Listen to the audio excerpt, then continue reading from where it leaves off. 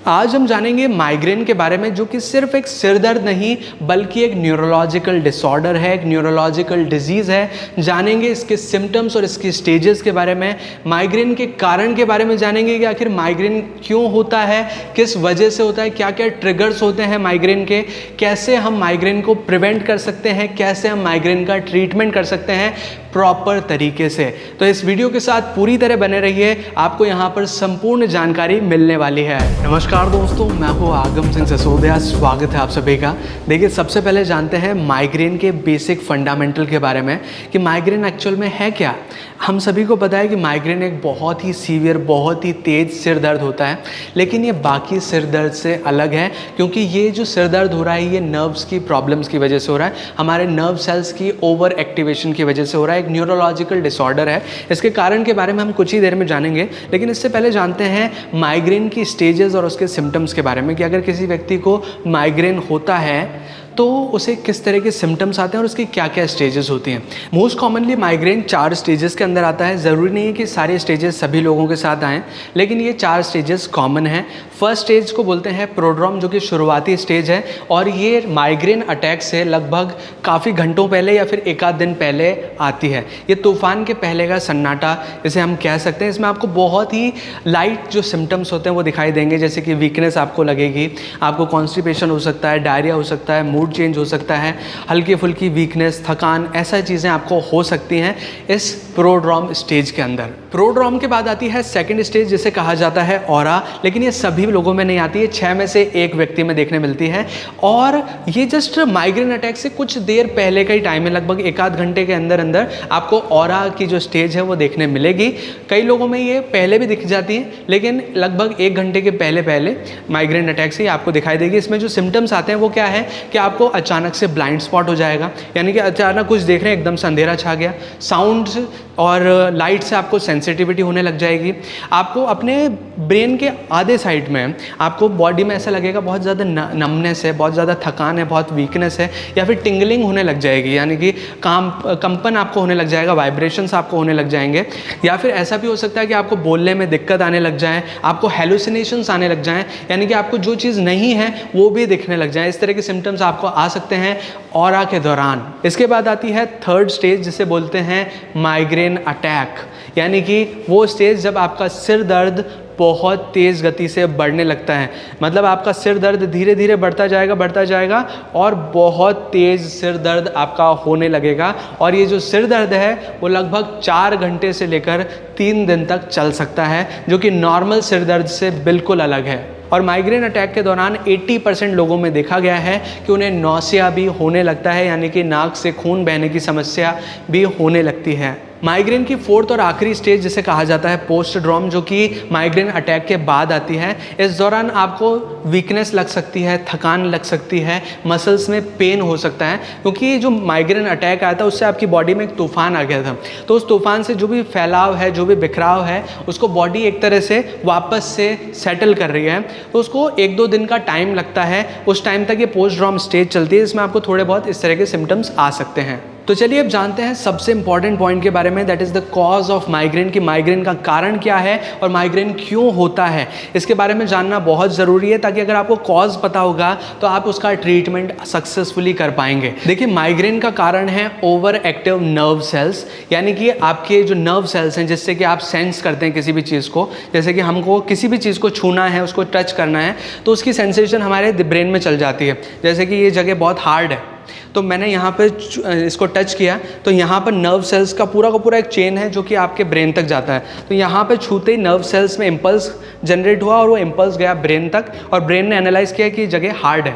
ये normal case में होता है, लेकिन माइग्रेन के केस में क्या होता है कि जो नर्व सेल्स हैं जो कि सिग्नल लेके जा रहे हैं ब्रेन तक, वो ओवर एक्टिव हो जाते हैं। ओवर एक्टिव किस वजह से? कुछ स्पेशल ट्रिगर्स की वजह से। मतलब आपके केस में कुछ ऐसे ट्रिगर्स हैं, कुछ ऐसे सब्सटेंसेस हैं, कुछ ऐसी सिचुएशंस हैं जिनके कांटेक्ट में अगर आप आएंगे तो आपके nerve cells hyper active, over active हो जाएंगे और बहुत तेज़ी से, बहुत डिफरेंट मोड में, एक इम्बैलेंस मोड में इलेक्ट्रिकल सिग्नल लेके जाएंगे ब्रेन तक और वहाँ पर खलबली मचा देंगे। अब ट्रिगर्स कुछ भी हो सकते हैं, जैसे कि कुछ खाना हो सकता है, कोई कोल्ड ड्रिंक हो सकती है, कोई कैफीन वाली चीज़ हो सकती है, या कुछ भी तरह का खाना या किसी तरह की सिचुएशन, जैसे बाहर आपको लाइट से सेंसेशन हो सकता है, आपको साउंड से सेंसेशन हो सकता है, आपको ज़्यादा स्ट्रेस अगर है तो उससे भी सेंसेशन हो सकता है, उससे भी ट्रिगर मिल सकता है माइग्रेन का, या फिर वेदर चेंज हो गया, मौसम बदल गया, उससे भी आपको हो सकता है। तो माइग्रेन की प्रॉब्लम का कारण है ओवर एक्टिव नर्व सेल्स, जो कि आपके ट्रिगर के कांटेक्ट में आते ही हो जाते हैं। चाहे आप कुछ भी खाइए या कुछ भी आप ऐसी सिचुएशन के कांटेक्ट में आइए जो कि आपको ट्रिगर कर रही है माइग्रेन को, तो ओवर एक्टिव इंपल्स आपके ब्रेन तक पहुंचेगी, वहां पर भी वो न्यूरोलॉजिकल इंबैलेंस क्रिएट करेगी, और न्यूरोलॉजिकल इंबैलेंस क्रिएट होने की वजह से कुछ हार्मोन्स ब्रेन में रिलीज होंगे, और उन हार्मोन्स की वजह से जो आपकी ब्लड वेसल्स हैं जो कि ब्रेन की लाइनिंग में प्रेजेंट है, उनमें सूजन आ जाएगी, स्वेलिंग आ जाएगी, और आपको पेन होना शुरू हो जाएगा। धीरे धीरे करके वो सिग्नल्स बढ़ते जाएंगे और पेन भी उसी के साथ बढ़ता जाएगा। कॉम्प्लिकेशंस जो सिम्टम्स हैं वो भी इसी तरह से बढ़ते जाएंगे। तो ये तो बात हो गई कारण की, लेकिन अब जानते हैं माइग्रेन के डायग्नोसिस के बारे में कि कैसे पता लगाया जाए, कैसे डिफरेंशिएट किया जाए माइग्रेन को एक दूसरे हेडेक से, एक कॉमन हेडेक से कैसे डिफरेंशिएट किया जाए। तो इसका बहुत अच्छा सा तरीका है कि सबसे पहले तो आप ये देखिए कि आपका सिर दर्द कितनी टाइम तक चलता है। जैसे कि माइग्रेन के केस में 4 घंटे से लेकर 3 दिन तक जो सर दर्द है वो बहुत रहता है, और जो माइग्रेन का दर्द है वो mostly half side of the head होता है, यानी कि सिर के आधे हिस्से में आपको दर्द होगा। कई केसेस में पूरे सिर में भी दर्द हो सकता है, पूरे सिर में दर्द फैल सकता है, लेकिन हाफ साइड में होना कॉमन है। तो ये चीज़ आप डिफ्रेंशिएट कर सकते हैं। और ये अगर आपको माइग्रेन का जो पेन है अगर वो 5 बार से ज़्यादा हो चुका है, मतलब 5 बार आपको इस तरह से माइग्रेन अटैक आ चुके हैं, नॉर्मल हेडेक में नहीं होता ऐसा, क्योंकि 5 बार आपको आए हैं और इतने लंबे लंबे टाइम तक ये हेडेक रहे हैं, तो आप कह सकते हैं कि माइग्रेन हो सकता है। और आप अपनी जब जांच कराएंगे, जैसे कि कोई डायग्नोस्टिक टेस्ट जैसे कि सिटी स्कैन, एमआरआई, इस तरह से आप कराएंगे, तो आपको कोई भी ऐसे कुछ लक्षण नज़र नहीं आएंगे रिपोर्ट्स के अंदर कि भाई कोई प्रॉब्लम है। और अगर कोई प्रॉब्लम नहीं है, क्योंकि माइग्रेन कोई भी एबनॉर्मेलिटी शो नहीं कर रहा है, क्योंकि ये neurological transmission of electrical signals हैं, इसमें आपकी कोई ट्यूमर नहीं हो रहा है, कोई घाव नहीं हो रहा कहीं भी, कुछ भी, तो इसमें आपको कोई भी रिपोर्ट्स के अंदर आपको न्यूट्रल दिखाई देगा, कोई और प्रॉब्लम नहीं है, तो फिर प्रॉब्लम आती है माइग्रेन की। इस तरह से आपके डॉक्टर्स जो हैं वो डायग्नोस करते हैं। वैसे ये सिंपल से जो साइंस एंड सिम्टम्स हैं उन्हें ही देखकर डॉक्टर पता लगा लेते हैं कि आपको माइग्रेन की प्रॉब्लम हो सकती है, तो इस तरह से डायग्नोसिस किया जाता है। तो चलिए अब जानते हैं माइग्रेन के ट्रीटमेंट और उसके प्रिवेंशन के बारे में कि कैसे हम माइग्रेन का इलाज कर सकते हैं, कैसे हम उसे फर्दर इन फ्यूचर आने से रोक सकते हैं। तो इसके लिए आपको 2 चीज़ें करनी पड़ेगी। पहली तो आपको एक डायरी मेंटेन करनी पड़ेगी, जिसमें कि आपको ये मेंशन करना है कि कब आपको माइग्रेन अटैक आया और क्या क्या संभावित ट्रिगर्स थे जिसकी वजह से वो आया, ताकि आपको बाद में उन ट्रिगर्स को आप इग्नोर कर सकें। आप बार बार जब भी आपको माइग्रेन अटैक आए, आप उस डायरी में लिख लीजिए, ट्रिगर संभावित लिख लीजिए, ताकि बाद में आप उन ट्रिगर्स को दूर कर सकें। जैसे कोई फूड आइटम है तो उसको अवॉइड कर सकें, कोई सिचुएशन है उसको अवॉइड कर सकें। जितना हो सके ट्रिगर को अवॉइड करेंगे तो आपको माइग्रेन अटैक नहीं आएगा। एक तरह की एलर्जी है, जैसे कि कई लोग खट्टा खा लेते हैं, उनको सूजन आ जाती है, कई लोग किसी चीज़ के कॉन्टैक्ट में आ जाते हैं, रैशेज हो जाते हैं। तो अगर उन चीज़ों के कॉन्टैक्ट में नहीं आएंगे तो वो चीज़ होगी नहीं। इसी तरह से एलर्जी का भी इलाज होता है और माइग्रेन का भी यही इलाज है कि आपको ट्रिगर्स को अवॉइड करना पड़ेगा जितना हो सके उतना। और अगर आपको माइग्रेन अटैक आ रहा है तो उसके लिए आपको प्रिपेयर्ड रहना पड़ेगा मेडिसिन के साथ, कि आपको एक डॉक्टर को दिखा लेना चाहिए, डायग्नोस करा लेना चाहिए, और आपको वो अपनी सिचुएशन के अनुसार कि आपको कितने टाइम तक माइग्रेन रहता है, कितना सीवियर होता है, कौन कौन से सिम्टम्स आते हैं, उसके हिसाब से जो मेडिसिन है वो प्रिस्क्राइब करते हैं। कई लोगों को नोजिया, वॉमिटिंग होता है तो उसके हिसाब से भी जो डोजेज़ हैं वो दिए जाते हैं। तो एक डॉक्टर को, एक न्यूरोलॉजिस्ट को दिखाइए, उसके हिसाब से वो आपके डोज प्रिस्क्राइब करेंगे कि आपको किस तरह के डोज चाहिए। तो 2 चीज़ें इंपॉर्टेंट हैं। पहली चीज़ तो आपको डायरी मेंटेन करके ट्रिगर्स को फाइंड आउट करना है। दूसरी चीज़ आपको मेडिसिन के साथ प्रिपेयर रहना है कि जब भी माइग्रेन अटैक आए तो आपको पास पर्टिकुलर मेडिसिन होनी चाहिए। वैसे अगर होम रेमेडी के तौर पे बात करें तो माइग्रेन अटैक जब भी आए आप लेट जाइए, रेस्ट करिए, आंखों को बंद कर लीजिए, एक डार्क रूम में चले जाइए, आइस पैक्स, जो ठंडी पट्टियां हैं वो आप कर सकते हैं। बहुत रेस्ट करना रहता है, डीप ब्रीथिंग करनी पड़ती है।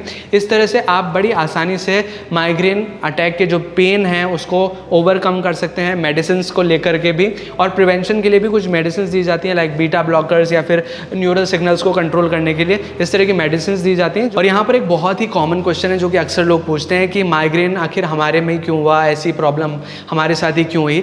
तो इसका एग्जैक्ट रीज़न तो नहीं है, लेकिन जेनेटिक्स इसका बहुत बड़ा कारण हो सकता है कि आपकी फैमिली हिस्ट्री में किसी को माइग्रेन था या फिर आपके ग्रैंड पेरेंट्स में या किसी फैमिली मेम्बर्स को था, तो वो फ्लो होते होते जेनेटिकली फ्लो होकर आप तक पहुंचा है। तो इस वजह से आपके अंदर कुछ ऐसे जीन्स हैं जो कि बहुत ज़्यादा सेंसिटिव हैं, बहुत ज़्यादा ओवर एक्टिव आपके न्यूरल सिग्नल्स को बना देते हैं। तो इस तरह की जीन फ्लो की वजह से, इस तरह की जेनेटिक प्रॉब्लम की वजह से आपको माइग्रेन की प्रॉब्लम हो सकती है। तो ये थी कुछ इंपॉर्टेंट जानकारी माइग्रेन और उसके ट्रीटमेंट के बारे में। अगर आपको वीडियो अच्छा लगा हो तो प्लीज़ वीडियो को लाइक कीजिए, शेयर कीजिए, और अगर आपने चैनल अभी तक सब्सक्राइब नहीं किया है तो प्लीज़ चैनल को सब्सक्राइब कीजिए, बेल आइकन को दबाकर ऑल पे प्रेस कीजिए ताकि इसी तरह के वीडियो नोटिफिकेशंस आपको आगे भी मिलते रहें।